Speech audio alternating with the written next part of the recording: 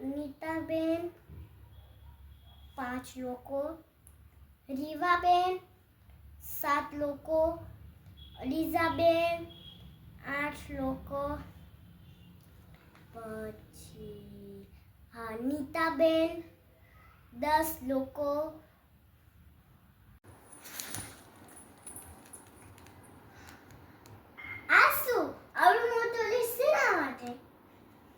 કાલે દાદાજીને શ્રાદ્ધમાં ભેળવવાના છે. કાલે 101 બ્રાહ્મણ અને આખી શેરીને જમાડવાનું છે. એનું લિસ્ટ બનાવું છું.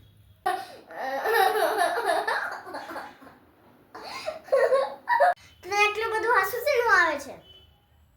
હસવું તો આવે ને મમ્મી. જ્યારે દાદાજી જીવતા હતા ને ત્યારે અમને ભણવા નથી દીધા. હવે બ્રાહ્મણ જમાડશું તો દાદાજીને મોક્ષ મળશે. બિચારાને અમારી સાથે કેટલું રહેવાનું મન થતું હતું. મને યાદ છે જ્યારે દાદાજી ગામડેથી આપણી ઘરે આવતા ત્યારે તમે અને પપ્પા દાદાજીને એવું કહેતા કે અત્યારે શું કામ આવ્યા? અમારા છોકરાની એક્ઝામ ચાલે છે, ડિસ્ટર્બ થાય છે. બિચારા દાદાજીને સારું સારું જમવાનું મન થતું. તમે કોઈ દાડા બનાવી દીધું છે?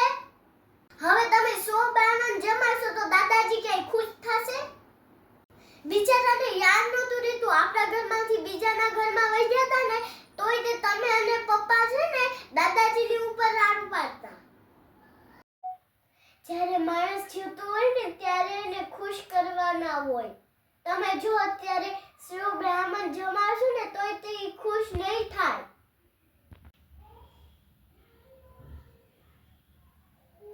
તમને અને પપ્પાને હજી અફસોસ થતો હોય ને તો હાલો આપણે બાને ગામડેથી લઈ આવીએ.